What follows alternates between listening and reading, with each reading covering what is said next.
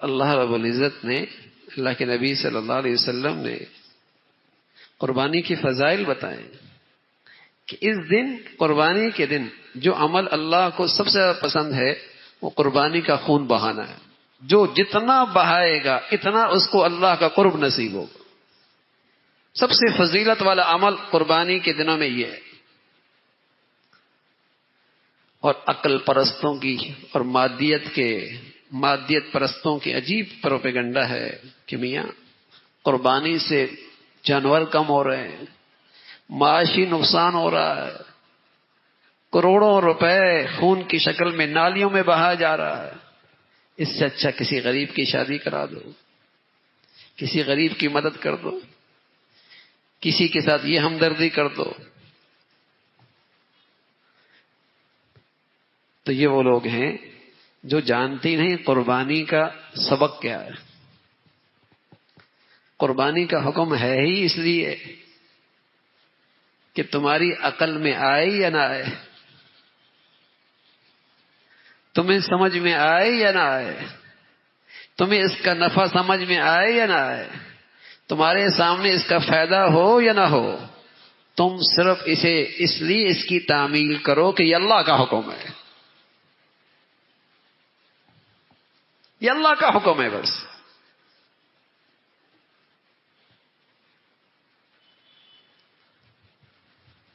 مادی نفع کے لیے تھوڑی کر رہے ہیں۔ ہم عقل کے میزان میں پورا اترے تب اللہ کے حکم کی تعمیل کریں گے، یہ تو مسلمانی نہیں ہے۔ مسلمانی تو ہے ہی یہ کہ نفع سامنے ہو یا نہ ہو، مفادات قربان ہو رہے ہوں، بڑا سا بڑا نفع قربان ہو رہا ہو، عقل میں بھی نہ آ رہا ہو، لیکن چونکہ اللہ کا حکم ہے تو مسلمان اس کے سامنے سر جھکا رہا، اس کے سامنے سر جھکا رہا۔ قربانی کا تو سبق ہی یہی ہے، اور قربانی سے سبق اسی کو تو تازہ کرنا ہے کہ اپنی پوری زندگی میں اس بات کا احساس رکھنا، اس بات کا علم رکھنا، اس بات کی معرفت رکھنا کہ دیکھو مسلمان وہ ہوتا ہے جس کی نظر میں اللہ کا حکم ہر چیز سے بالاتر ہو، جس کی نظر میں اللہ کا حکم ہر چیز سے بالاتر ہوتا ہے، اس کے یہاں سب سے فوقیت کی چیز اللہ کا حکم ہوتا ہے۔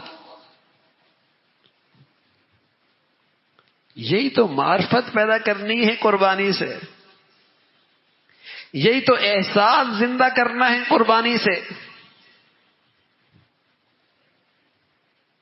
ہم نفع کے بندے نہیں ہیں، ہم عقل کے بندے نہیں ہیں، ہم تو اللہ کے حکم کے بندے ہیں۔ اللہ کا حکم پورا کرنا تو حج ہے، قربانی ہے، دونوں سے یہ حقیقت سمجھائی جا رہی ہے کہ مسلمانی یہ ہے کہ بس اللہ کے حکم کی تعمیل کر لیں، اس کا نفع، اس کا فائدہ، اس کی مصلحتیں، اس کی حکمتیں عقل کے پیمانے پر، میزان پر پورا اترے یا نہ اترے، ہم نے اللہ کا حکم پورا کرنا۔ اور ہر عبادت کا اپنا موقع ہوتا ہے، ایک محل ہوتا ہے۔ کوئی کہتا ہے میں نماز نہیں پڑھتا، بچیوں کی شادی کرا دوں گا۔ ارے میاں بچیوں کی شادی کرا دو گے اس کا ثواب الگ ہے، لیکن نماز کا فریضہ الگ ہے۔ کوئی کہتے میں روزہ نہیں رکھ سکتا، اس کے بدلے میں صدقہ خیرات کر دوں گا۔ ارے میاں صدقہ خیرات کا بھی ثواب ملے گا، لیکن روزے بھی فرض ہے۔ ہر عبادت کا اپنا موقع ہے، اپنا محل ہے، جب اسے پورا کرو گے تب وہ فرض پورا ہوگا۔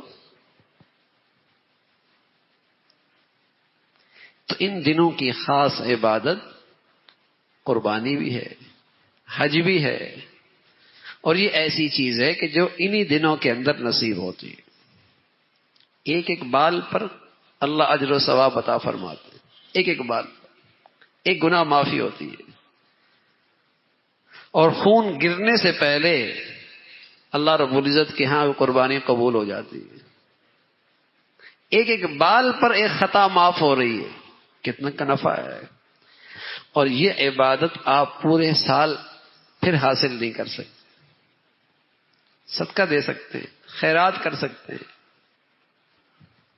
نفلی روزے رکھ سکتے ہیں، نفلی نماز پڑھ سکتے ہیں، جب چاہیں پڑھ سکتے ہیں، لیکن قربانی کا اجر و ثواب 10، 11، 12 انہی 3 دنوں میں حاصل ہو سکتا. تو مسلمان اس فضیلت کو بھی بہت سعادت سمجھ کے حاصل کرتے ہیں اور کثرت سے مسلمان قربانیاں کرتے ہیں. خود اللہ کے نبی صلی اللہ علیہ وسلم نے قربانیاں فرمائی اور خوب فرمائی، اور اپنی امت کی طرف سے بھی قربانی فرمائی. اور آج سعادت مند مسلمان اپنی نبی کی طرف سے قربانی کرتے ہیں، خلفاء کی طرف سے قربانی کرتے ہیں، اور پوری امت مسلمہ کی طرف سے قربانی کر سکتے ہیں. اللہ نے سعادت دے رکھی، اللہ نے موقع دے رکھا ہے، خوشحالی دے رکھی ہے.